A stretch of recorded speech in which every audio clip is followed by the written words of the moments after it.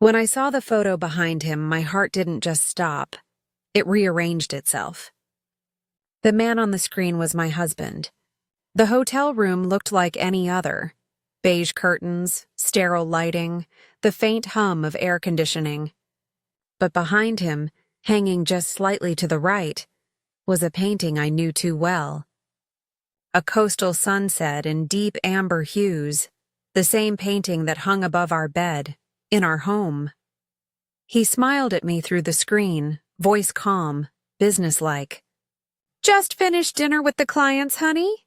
"Long day," I nodded, managing a smile, but my mind had already begun to spiral, because that painting, the one he always said was too sentimental, was no longer in our house.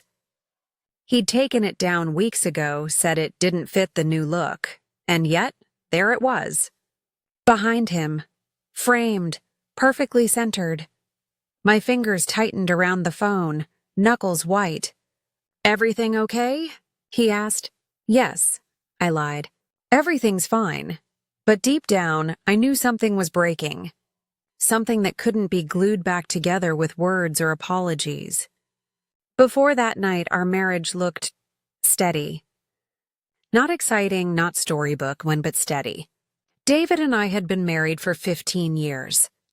We met when I was 24, a school teacher still finding my footing, and he was the charming new accountant with too much confidence and too little time. Our days had fallen into rhythm.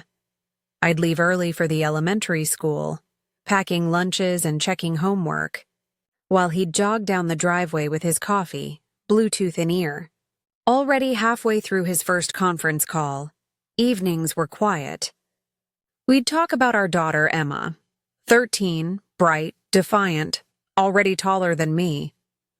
We'd argue about silly things, the thermostat, his late hours, my overthinking. He always said that, "You're overthinking again, Sarah."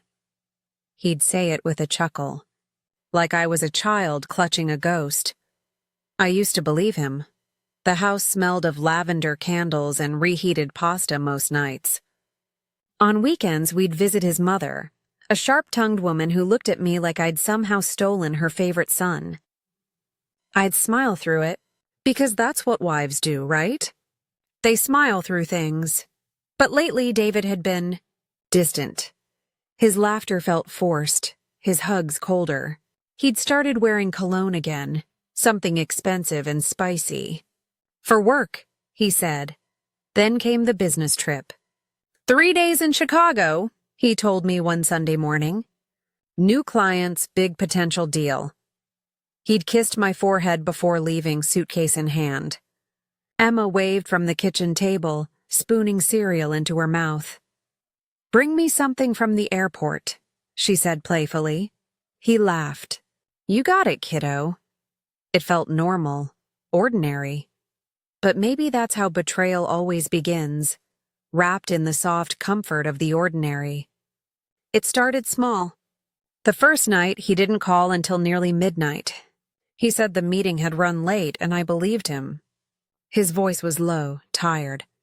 I could hear clinking glasses in the background, maybe a restaurant, maybe a bar.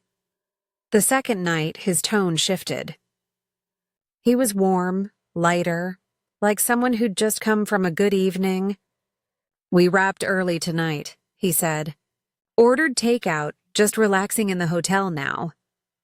I remember laughing softly, asking, "You? Relaxing?" He smiled at that, and that's when I saw it. That painting. At first, I didn't even register it. My brain was half asleep, my eyes on his face. But something in the corner tugged at my focus like a whisper in a crowded room, and there it was. Our painting. I'd bought it years ago from a street artist in Savannah on our first anniversary trip. The brushstrokes were distinctive, wide, uneven, with a splash of turquoise near the corner where the ocean met the sky. My breath caught. I tried to keep my voice calm. "You're at the hotel, right?" He nodded. "Yep, just the Marriott near downtown." "Nice room." He smiled faintly. Yeah, nothing fancy. Do they always decorate with coastal paintings? I asked lightly. He looked confused. What? Never mind. I forced a laugh. Just noticed something behind you. He turned slightly, following my gaze. The moment his eyes landed on the painting, something in his expression shifted. Subtle, almost invisible. But I caught it. That tiny flicker of panic. Oh, he said quickly. Yeah, I guess they like that sort of art. I smiled again, but my chest felt hollow. When we hung up, I stared at the black screen for a long time. My reflection stared back, tired and uncertain. I got up, walked to our bedroom, and looked at the bare wall above our bed. The nail hole where that painting had once hung was still there. That night, I barely slept. The next morning, I checked his location. Something I'd never done before. He'd left his location sharing on years ago for safety reasons, but I'd never used it. Until that day, the pin on the map wasn't in Chicago. It was 2 hours away, in a small coastal town we used to visit every summer before things got complicated. A place filled with memories of sunlight and laughter, before life turned into a checklist of obligations. The same town where his old friend, Melissa, had recently moved. Melissa. The woman who used to call our house during dinner by accident. The woman who'd sat too close at barbecues and always wore red lipstick. My stomach churned. Still, I told myself there had to be a reasonable explanation. Maybe a canceled flight. Maybe a client meeting rescheduled. But when I texted him, he didn't reply for hours. That evening, I called again. No answer. The third time, he picked up, breathless like he'd been running. Hey, he said quickly. Sorry, bad reception here. Where is here exactly? I asked, trying to keep my tone light. Chicago, babe. Why? Just wondering. You sound close, he chuckled. Close? Like waves, silence, then laughter, forced, uneasy. You're imagining things again. Maybe I was. But imagination doesn't explain lies. That night, I sat by the window, watching rain slide down the glass. In the reflection, I saw a woman I barely recognized.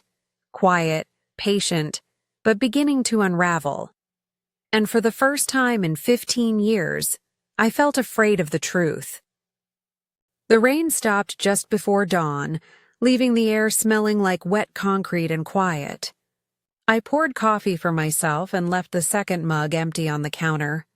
A habit I hadn't questioned in years. A small kindness waiting for a man who wasn't here. Emma shuffled in with her school sweatshirt half on, hair in a messy bun, and yawned into the crook of her arm. You're up early, she mumbled. Reaching for a banana. I couldn't sleep, I said. She dragged a stool to the counter and peeled her banana with too much force. Dad texted. Said his flight back is late Friday. She checked her phone again. Said he'll bring me that airport hoodie with the city name on it. I swallowed. That's nice. She looked at me then, longer than a teenager usually looks at anyone. You okay? The lie rolled around my mouth like a stone. I'm fine. I spent the day teaching multiplication tables and reading circles that blurred at the edges. My voice, usually bright, sounded like it was coming from another room. The kids didn't notice, but Mrs. Carter in the classroom next door offered me a peppermint with a look that said, "You don't have to talk if you don't want to." I took the candy anyway, let the cool sting anchor me to the present. During lunch, I opened my phone under the table and checked the location again. The blue dot hadn't moved. He was still there by the water in that coastal town. I felt a low hum behind my ribs, like something warming up or winding tighter, I couldn't tell. That evening, when I got home, I went straight to our closet. David's half was precise. Shirts arranged from light to dark, suit jackets like obedient soldiers. On the top shelf, a shoebox that once held hiking boots sat tucked behind a duffel bag. I wasn't proud of what I did, but I lifted it down and opened it. Inside, receipts.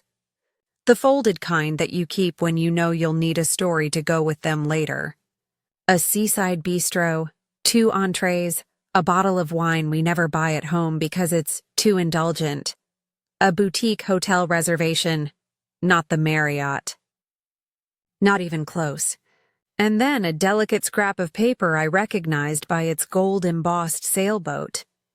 The stationery from that town's inn. The one with the white porch swings and blue shutters. Someone had written a single note in neat, tiny cursive. Friday, 6 p.m., same table. The handwriting wasn't mine. I could have told myself it was business. A client. The kind of line you draw in your head when the heart is busy pretending not to bleed. But I knew. I knew the way a woman knows when a hug has a new shape, when a laugh doesn't land the same, when the bed dips differently at midnight. I put everything back exactly as I found it and sat on the edge of our bed, staring at the nail hole above the headboard. The room smelled like clean sheets and something else. His new cologne had settled into the air, that spicy note that didn't belong to our home. That night, I didn't call him. I let the silence do its work. He texted around 9. Long day. Early meeting tomorrow. Love you. I watched the bubbles appear, then disappear, like a heartbeat that didn't know whether to go on. Love you, I typed back, then turned the phone face down. Sleep came in pieces. I woke to the sharp cry of a train in the distance and lay still, listening to the house. Old houses talk to you if you let them. The heater clicked alive. The fridge hummed. A tree branch scraped the window like a fingernail. I pressed my palm to the cold sheet where his body would have been and thought of that painting. The amber sky, the turquoise corner, the ocean caught between day and night, and wondered when our life had slipped from one to the other. In the morning, I made a decision that felt like setting a bone back in place. Not pretty, necessary. I called the inn. Seaside Harbor Inn, a cheerful voice sang. How may I help you? I swallowed the dryness in my throat. Hi, I'm trying to confirm a reservation. I believe my husband is staying with you. David Thomas? She clicked her keyboard with the rhythm of someone who's done this 1,000 times. Let me check. We do have a David Thomas for a 3-night stay. Checking out Friday. Would you like to leave him a message? Every nerve in my body stood at attention. No, I said softly. That won't be necessary. I hung up and placed my phone on the counter, very carefully, like it might shatter if I breathed wrong. My knees felt loose, like they might unhinge beneath me, so I leaned against the sink and stared out the window. 2 sparrows hopped along the fence, arguing in chirps. The sky was a cloudy, indecisive gray. I wasn't going to tell anyone. Not yet. My mother would say, marriage is a long road. Honey, you don't throw it away because of a pothole. And my best friend, Lila, would take off her earrings at the table like she was preparing for a fight and say, We're going down there right now. And there would be noise. Too much noise. I didn't want noise. I wanted clarity. I told myself I needed proof I couldn't explain away later. Not receipts, not a dot on a map. The kind of proof that changes your voice when you say a man's name. After work, I drove to the art store across town. I stood in an aisle I hadn't visited since Emma's school project days. Frames, canvases, oils. A teenage clerk in a paint-splattered apron asked if I needed help. I almost laughed. Instead, I found what I was looking for. A small, pocket-sized photo printer. On the way home, I stopped by a drugstore and picked up a disposable camera, the kind with a cheap little flash that burns truth onto film. I packed a weekend bag like a woman going to visit a sister. Flats, a cardigan, toothpaste. I left a note on the kitchen counter for Emma. Staying overnight with Aunt Lila. Back tomorrow. Dad knows. I stared at the period at the end of that sentence for a full 10 seconds before I placed the pen down. I drove out at dusk. The highway opened like a corridor leading from one version of my life to another.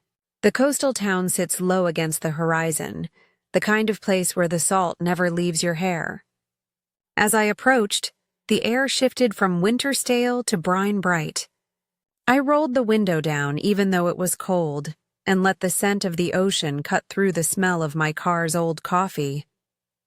In town, the streetlights blinked on one by one, small halos floating above the road. The inn stood on the corner like a memory, porch swings swaying gently even with no one in them. The clapboard siding had been freshly painted. Someone loved this place enough to keep it tender. I parked 2 blocks away and walked the rest. My flats made no sound on the pavement. The lobby glowed with amber light, and the woman at the desk, the same cheerful voice I could tell, was speaking to a couple about dinner recommendations.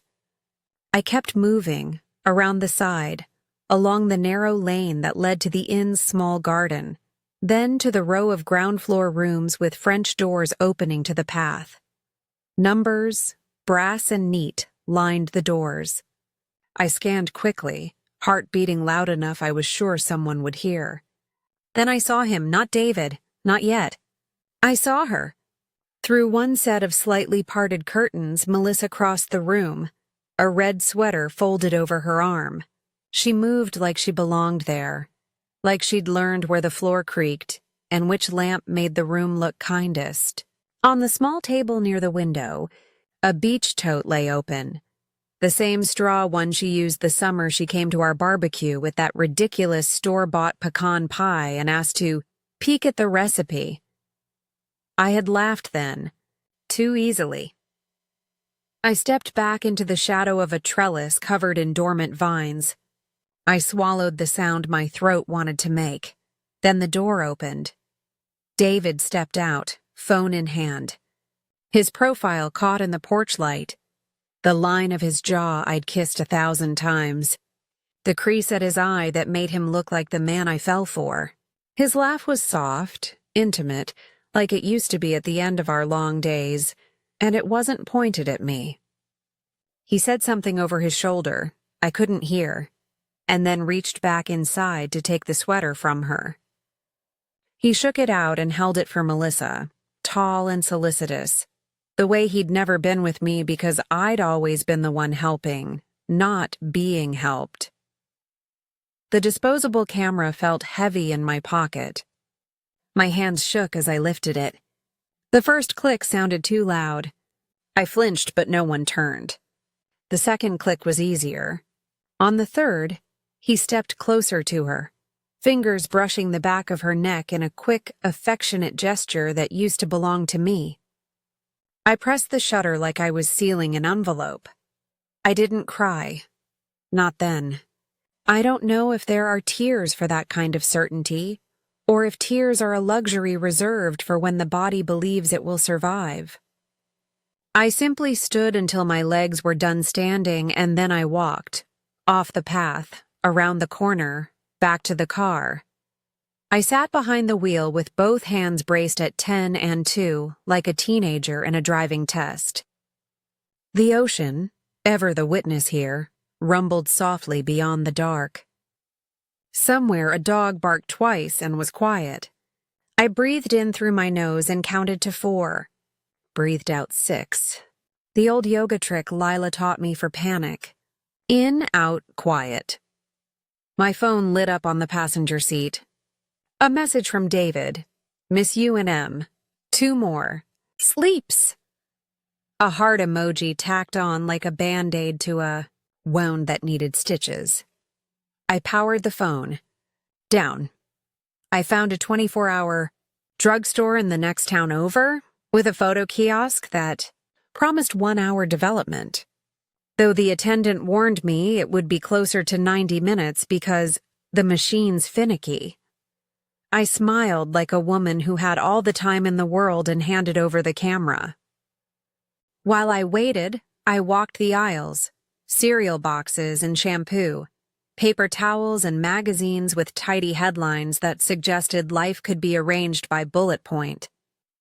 My body moved, but my mind sat quietly in a chair, folded hands on my lap. A woman in a nurse's scrub top bought a bouquet of tired carnations and a pint of ice cream. A man in paint-stained jeans picked up a pack of batteries and a sympathy card. Lives overlapping for 30 seconds beneath unforgiving fluorescent lights. When my name was called, the envelope crackled in my hands. Back in the car, I switched on the dome light and began to slide the glossy prints out one by one. The first was fuzzy, the second off-center, my nerves captured as blur. The third and fourth were mercilessly clear. His hand at the back of her neck. Her face lifted toward him, eyes softened. The small table by the window where the beach tote rested, and behind it on the wall, my breath snagged. Behind them, hanging slightly off-center, was a painting in amber light and deepening blue. The sunset, the turquoise corner, the ocean where day and night shake hands. Our painting. Not in our bedroom. On their wall. I laid the photos in my lap like a row of tiny doors. The proof didn't feel like victory. It felt like weight. I drove home the long way, not because I was avoiding anything, but because the body sometimes needs extra road to understand the direction it's going. By the time I turned onto our street, dawn was staining the sky pale. The house looked the same. Places do that. They wait for you to bring the story back inside. I slipped in quietly, placed the envelope in the drawer where we keep the scissors and tape. I made coffee because that's what you do when the unthinkable becomes a calendar item. The kettle hissed. The clock ticked. Emma's door creaked open and feet padded down the hall. "Mom?" she said, sleep heavy in her voice. "You're back. Did you stay at Aunt Lila's?" I turned. My face in the window's reflection had learned a new stillness overnight. I smoothed her hair. "I did," I said. "Go get dressed. I'll drive you today." As she headed down the hall, my phone buzzed again. David. A selfie from the hotel, his face bright, the corner carefully staged. He'd placed himself dead center, as if to block anything behind him from view. But there was a sliver of frame visible, just a whisper of gold in the corner of the image. Like a secret unable to fully hide, I whispered to the empty room, "I see you." And for the first time in a very long time, I felt the ground firm beneath my feet. The next few days felt like walking through fog. Everything looked the same. Emma's laughter from her room, the smell of toast in the morning, the hum of the neighborhood lawnmowers. But nothing felt the same. I had proof now? Proof of a betrayal that didn't shout or slam doors, but whispered through small, practiced lies. On Thursday night, he came home. I heard the tires on the gravel first, then the familiar jingle of his keys. The sound that used to make me feel safe now sounded like a warning bell.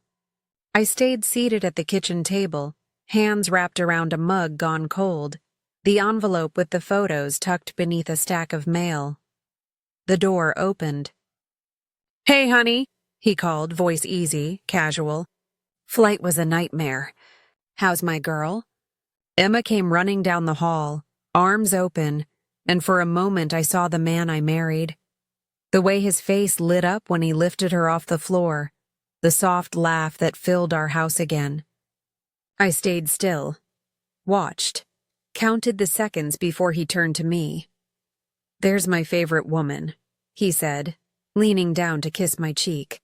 His skin was warm from travel, his scent a mix of cologne and coastal air. My stomach twisted. "Long trip?" I asked quietly. He sighed. You know how it is. Meetings, dinners, more meetings. I nodded. Must be exhausting. He dropped his suitcase by the stairs and loosened his tie. I'm gonna shower. God, I missed this place. I watched him climb the stairs 2 at a time like a man returning to his sanctuary. But I knew the truth. He'd just come home from another sanctuary. One that wasn't mine. He was humming in the shower when I went upstairs. Steam filled the bathroom, curling along the edges of the mirror. I could hear the rhythm of water hitting tile, steady, confident, unaware. On the dresser, his phone buzzed. A message preview lit up the screen. Melissa, ain't I? Miss you already. Room feels too quiet. My breath caught. I didn't touch the phone. I didn't need to. I picked up the envelope from my pocket instead and placed it beside the phone, face down. He came out minutes later, towel slung low on his hips, whistling.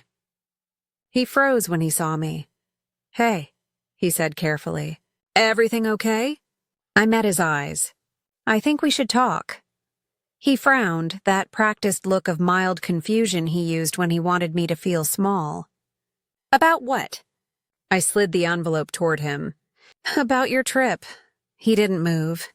Sara. Open it. He hesitated, then did. The first photo slipped into his hand, glossy under the light. His face shifted.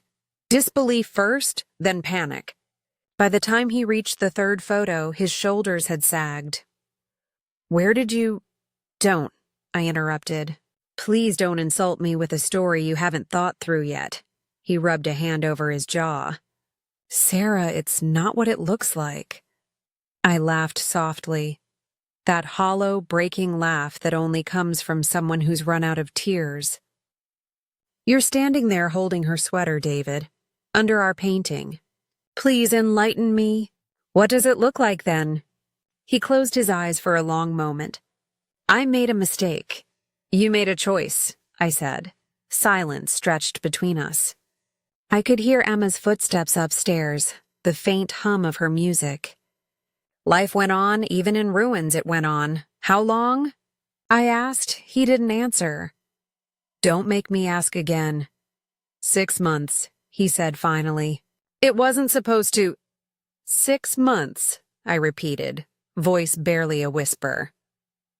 While I was sitting here believing you were fixing us, while you were taking our daughter to piano recitals and sending me those stupid goodnight texts. He took a step closer. I swear I was going to end it. With her? With both of you, he said quietly. That one sentence cracked the air open like lightning. I felt my body go still. A calm so deep it scared me. With both of us? He nodded slowly. I needed space. I didn't know what I wanted. And what did you find, David? I asked. What did all that space teach you? He didn't answer. I turned away because looking at him hurt more than any truth could. The bathroom mirror had fogged again. Our reflections blurred into 2 silhouettes that used to be a marriage. When I finally spoke, my voice came out steady. You'll sleep in the guest room tonight. Sara, don't, I said softly. Emma's here. Don't make me raise my voice. He nodded, jaw tight, and left the room. That night, I sat on the edge of our bed, staring at the empty space where he'd once lain. I thought about every quiet morning, every argument I'd smoothed over, every time I'd told myself love was about patience, but love without respect is just waiting. I reached for my phone and opened the photo again, the one with the painting. I zoomed in on that turquoise corner, the little detail that had told the truth when words couldn't. Maybe that's what betrayal really is. 1,000 small details you ignore until one of them finally screams loud enough. The next morning, he tried to act normal. Made coffee, toasted bread, kissed Emma's forehead like nothing had changed. When she left for school, he turned to me. Can we talk? About what? About fixing this, he said, voice breaking. I don't want to lose you. I stared at him, and for the first time, I saw not the man I'd married, but the man he'd become. Someone who only remembered love when it was threatened. You already did, I said quietly. You just didn't notice, he flinched. You can't mean that. David, I begged you for years to meet me halfway, to talk, to be present. You were halfway across the world even when you were sitting next to me. He reached out, but I stepped back. You made your choice, I said. Now I'm making mine. His eyes filled, the kind of tears that come from regret, not love. Please, Sara, don't end it like this. I looked at him for a long time, feeling the ache in every bone, every breath. You ended it the moment you replaced our painting. That day, he packed a small bag and left. The door clicked shut, not like a slam, more like a sigh. The house exhaled with him. I sat on the couch, staring at the envelope on the table. For the first time in weeks, the silence didn't feel empty. It felt honest.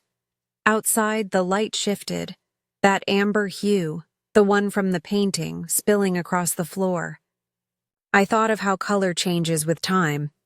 How pain does too. I didn't cry. I just breathed, slowly. Because sometimes survival looks like staying still long enough to feel the weight lift. The first morning after he left, the house felt too big. Every sound echoed. The kettle, the drawers, the creak in the hallway. But there was also something I hadn't heard in months. My own breathing, unhurried, unguarded. Emma noticed right away.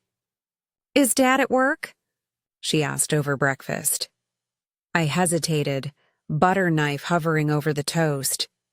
He's staying somewhere else for a little while. Her spoon froze midair. Because of a fight? I nodded slowly. Something like that. She looked at me, searching, like she could sense the truth behind the soft words. Is it my fault? My heart clenched. No, baby. Not even close. She blinked, eyes glistening, and then nodded. Okay. She didn't press. Just grabbed her backpack and walked to the door. Brave the way only children forced to grow up a little too soon can be. When the door shut behind her, I sat at the table and let the silence stretch until it turned into resolve. That's when I opened my laptop. The emails were all there. The hotel confirmations, dinner receipts, the work expenses that were really weekend getaways. He'd even used our shared credit card, bold and thoughtless. I started collecting everything, receipts, messages, photos. Not out of vengeance, but clarity. Truth deserves paper. Lies do not. Lila came over that afternoon, uninvited, holding a tray of lasagna and the look of someone ready to either hug or destroy, depending on what was needed. I know that face, she said, setting the tray down. That's the face you made when the contractor overcharged you for the roof. I smiled weakly. This one's worse. She listened as I told her everything. The painting, the town, the photos. When I finished, she let out a long, low whistle. Men really underestimate the power of a woman's intuition and Google Maps. I laughed for the first time in days, the sound raw but real. Then her voice softened. What are you gonna do? I don't know, I admitted. I thought I'd scream or throw things or beg him to stay. But now I just want peace. For me and for Emma. Lila leaned forward. Peace isn't something they give you, Sara. It's something you take back. That night, I drafted the email to David. Calm, direct, final. Subject, moving forward. David, I've spoken to an attorney. I'll be filing for separation. You'll have time with Emma, of course. She loves you. I hope one day you'll look back and understand what you lost. I won't carry anger for you, but I also won't carry you anymore. Sara, I read it twice before hitting send. The little paper airplane icon shot across the screen, and something inside me clicked into place. The following week was a blur of logistics, forms, meetings, whispered phone calls after Emma went to bed. The attorney, a woman named Priya, spoke with the measured calm of someone who had seen every kind of heartbreak. "You're strong," she said at the end of our first meeting. I smiled faintly. "I don't feel it. That's how I know you are." 2 days later, David showed up at the house. No warning, no courtesy. He stood on the porch, rain dripping from his hair, that same lost look in his eyes I'd once found endearing. "Can I come in?" he asked. "I don't think that's a good idea. Sarah, please." I need to explain." "Explain?" I echoed. "You already did with your actions." He rubbed the back of his neck. "I made a terrible mistake. Melissa means nothing now. I ended it." I almost laughed.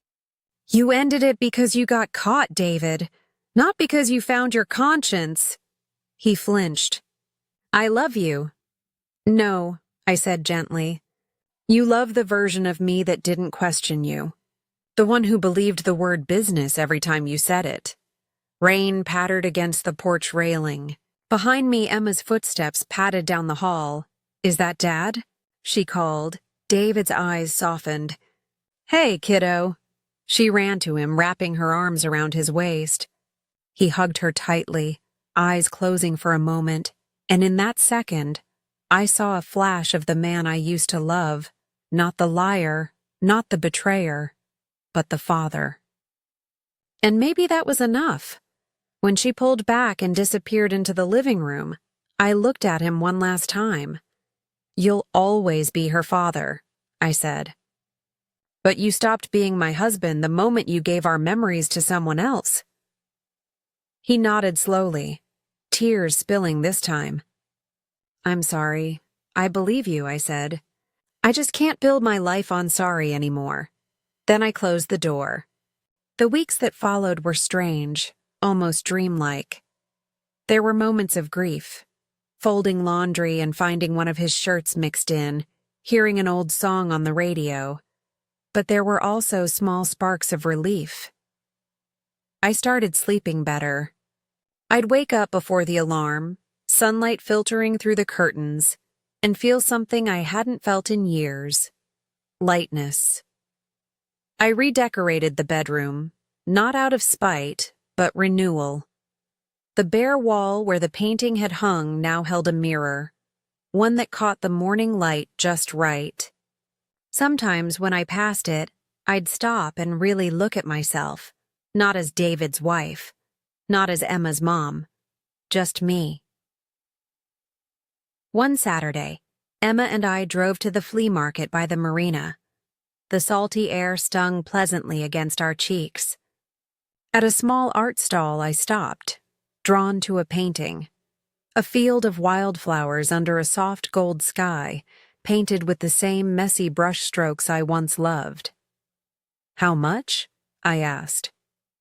The artist, an older woman with silver hair tied in a loose bun, smiled.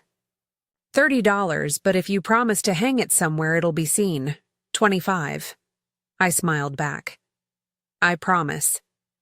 That night, Emma helped me hang it above the bed. She stepped back, squinting. "It's happy," she said. "Yes," I whispered. "It is." A month later, the papers were finalized. He signed them quietly, no fight left in him. Melissa had moved out of town, apparently, the story ending as predictably as it began. When I left the courthouse, I didn't cry.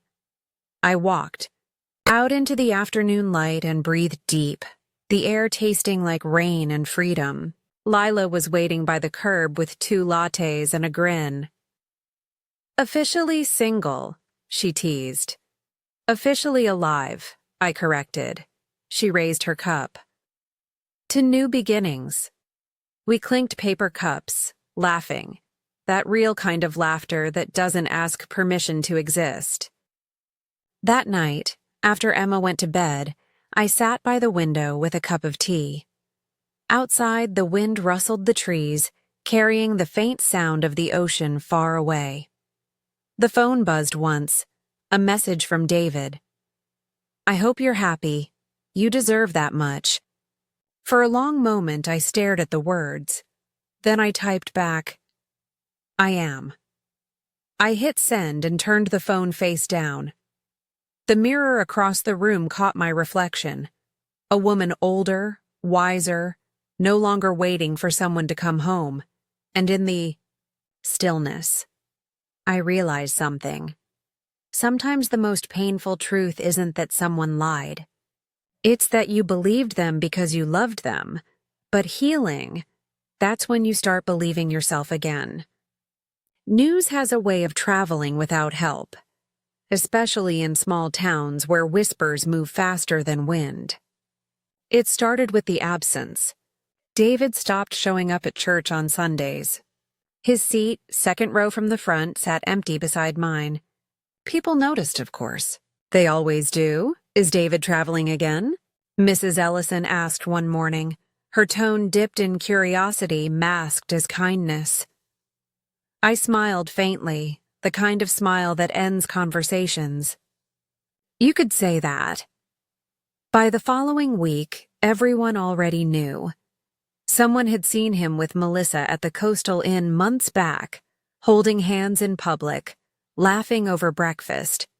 The story spread the way all forbidden things do, slowly at first, then all at once, and then came the pity. At the grocery store, the cashier paused too long before handing me my change. At school, one of Emma's teachers asked if she was doing okay at home, her voice full of the kind of sympathy that stings worse than cruelty. I tried to stay composed, to keep my dignity intact.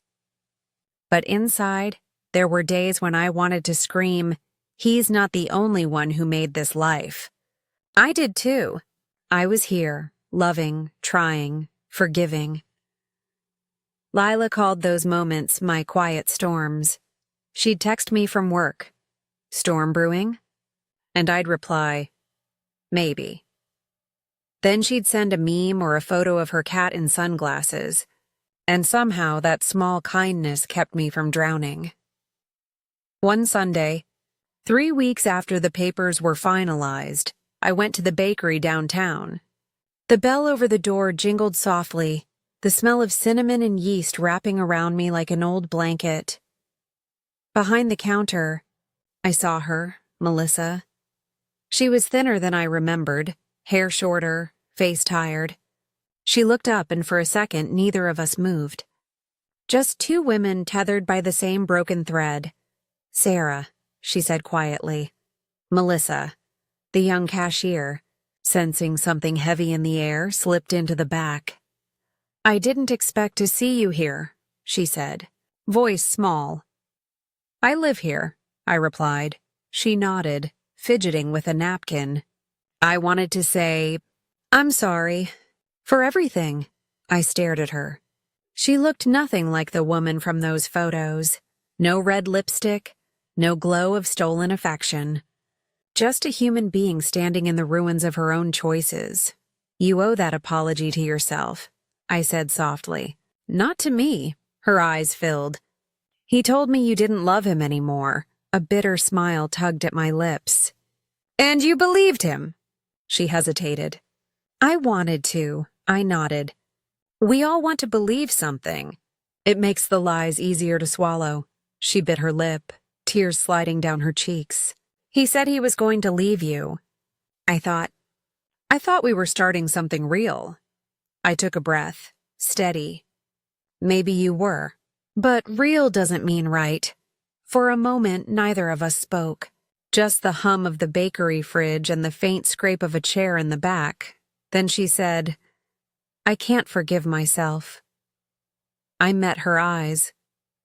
Then start by forgiving the part of you that needed to be loved so badly you forgot what love really is.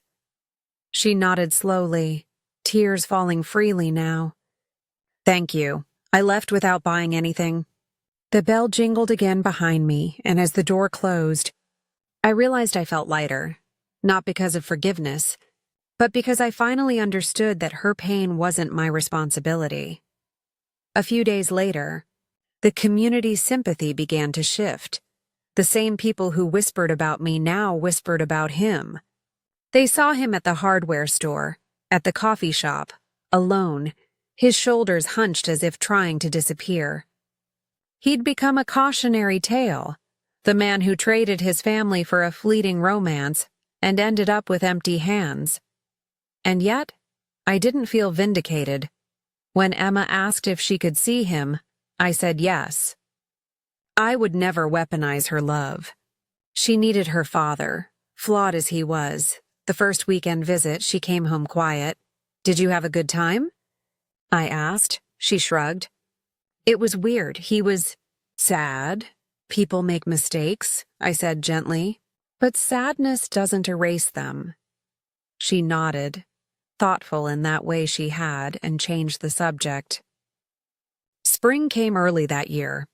The cherry blossoms bloomed ahead of schedule, pink clouds swaying against a forgiving sky. One morning, as I walked to school, I saw David across the street. He looked older, heavier in spirit. He lifted a hand, tentative. I hesitated and then lifted mine in return. Not as an invitation, but as acknowledgement. The past deserves at least that much. Later that week, he sent an email. Subject: "Thank you for letting me still be part of Emma's life. I don't expect forgiveness. I just hope someday you'll believe I regret what I did." DI didn't reply.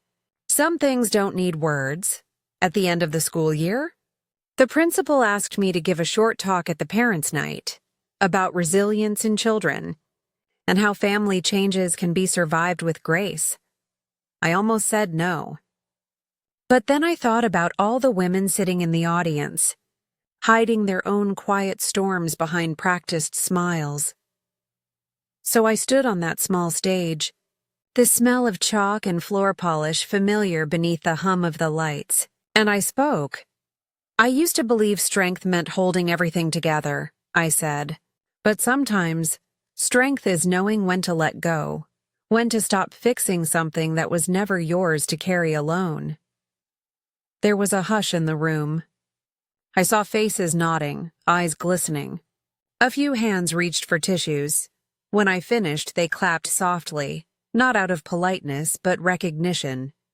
Because every woman there had at some point carried more than she should have and called it love.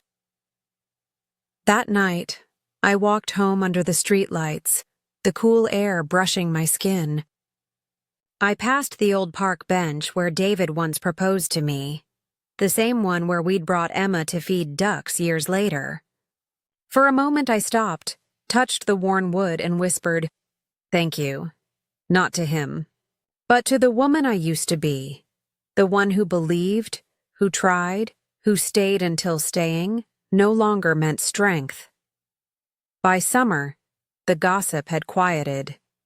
People moved on, as they always do, and so did I. The house was quieter, simpler. No more second mugs left waiting on the counter. No more pretending. When I sat by the window at night, I could hear the hum of crickets, the soft sigh of the wind through the trees. Life had softened again, not in sadness, but in peace. Summer bled softly into autumn, and with it came a quieter rhythm. The house, once filled with tension so thick you could taste it, had learned to breathe again. Mornings began with birdsong and the smell of coffee, not arguments or silences heavy enough to break glass. Emma and I made new routines, walking to the farmer's market on Saturdays, baking banana bread on Sundays. Life had downsized in all the right ways. Grief didn't vanish. It softened, like the ocean smoothing out the edges of broken glass. Sometimes, when I folded laundry, I'd still catch the ghost of his cologne on an old sweater tucked in the back of a drawer. I didn't cry. I just folded it carefully and placed it in the box marked for later, even though I didn't know what later meant. Healing doesn't always announce itself with fireworks. Sometimes, it's a single steady breath where there used to be trembling. One evening, as the air turned crisp, Emma and I sat on the porch watching the sun dip low over the rooftops. She'd grown quieter since everything happened, thoughtful, cautious in her questions. "Mom?" she said after a long pause. "Yes, sweetheart? Do you still love Dad?" The question hung in the air, simple and devastating. I took a deep breath. "I'll always care about him," I said. "He gave me you. And once upon a time, he was my best friend." But love changes. Sometimes it doesn't disappear. It just moves to a different place inside you. She nodded slowly, like she understood more than she should. "He said he messed up." "He did. Are you mad at him?" "I was," I admitted. "But anger's heavy, honey. I carried it long enough. It's better to put it down when you can." She leaned her head on my shoulder. "I'm glad you're not sad anymore." I smiled softly. "Me too." We sat there until the sky turned lavender, and the first stars blinked awake. That winter, I started writing again, short reflections, journal entries, little pieces of thought that felt like exhaling. One of them, a small essay I titled "The Painting Behind Him," I submitted anonymously to an online magazine for women's stories. I didn't expect them to publish it. But they did. The day it went live, my inbox filled with messages, women from all over, writing to say, "This was me. Thank you for putting it into words." I thought I was alone, and for the first time, I realized that pain, when shared, can turn into connection instead of isolation. That maybe the purpose of surviving something isn't just to survive it, but to help someone else do the same. David kept his distance after that. We spoke only when it was about Emma, her school, her braces, her growing list of teenage dreams. One day, he came by to drop her off after a weekend visit. He stood in the doorway, eyes scanning the home we once shared. "You redecorated," he said quietly. I smiled faintly. "A little." His gaze fell on the new painting above the bed visible from the hallway, the field of wildflowers. "That's beautiful," he murmured. "It makes me happy," I said simply. He nodded, his voice rough. "I'm glad you found that again." I wanted to say something kind, something that closed the chapter without reopening the wound. So I said, "We both did what we thought we needed. Now we do what's right." He looked at me for a long moment, eyes tired, full of what-ifs. "Take care of yourself, Sarah." "I already am," I replied. When he left, I didn't watch him go. I didn't need to. By spring, new things began to grow, literally and figuratively. I started tending a small garden in the backyard. Tomatoes, basil, lavender. Emma and I planted everything together, laughing when we overwatered, or when the cat decided the soil was his new playground. The scent of earth and sunlight filled my hands. I used to think healing meant forgetting, but I was learning that it meant remembering differently. One afternoon, as I watered the plants, I noticed a tiny green shoot pushing up from the soil, something I hadn't planted. A wildflower carried by the wind. I left it there. Some things are meant to bloom on their own. By the end of that year, life looked nothing like the one I'd once dreamed of. And yet, somehow it fit better. I didn't remarry. I didn't rush to fill the silence. I filled it with laughter, music, late-night tea, and soft conversations with my daughter that stretched into the kind of honesty I'd once been too afraid to have. We learned that family isn't defined by who stays. It's defined by who shows up. One evening, a letter arrived, handwritten. From Melissa. It was short, just a few lines. I left town. Started over. Got a job at a library. I read your story, The Painting Behind Him. I recognized every word. I wanted to say thank you, and I hope you're happy. You were right. Real doesn't always mean right, But maybe in the end, we both found something true. I folded the letter and placed it in my journal. There was no anger left, only understanding. We were all human. All flawed, all just trying to find love that didn't break us in the process. The night after that, I sat by the window with a blanket over my shoulders. The stars were bright, not mocking, not distant, just steady. I looked at the mirror across the room. My reflection smiled back, older but lighter, and for the first time in a long time, I whispered something out loud, not to anyone in particular, but to the universe itself. Thank you for letting me lose what I thought I needed, so I could find what I really was. When I turned off the lights and climbed into bed, the new painting glowed softly in the moonlight. Wildflowers swaying beneath a golden sky, not the amber sea from before. Not the symbol of betrayal, but something alive, untamed, growing anyway. And I realized I was too. You know, sometimes life doesn't break all at once. It unravels quietly. A thread here, a loose seam there, until one day you realize you're standing in the middle of what used to be your home, your life, and you don't recognize it anymore. But here's the thing no one tells you. Sometimes the unraveling is the beginning of becoming. I used to think love was about staying, holding on, forgiving until your hands bled from the grip. But I learned that real love, the kind that lasts, begins with yourself. It's in the choice to stop begging someone to see you and start seeing yourself again.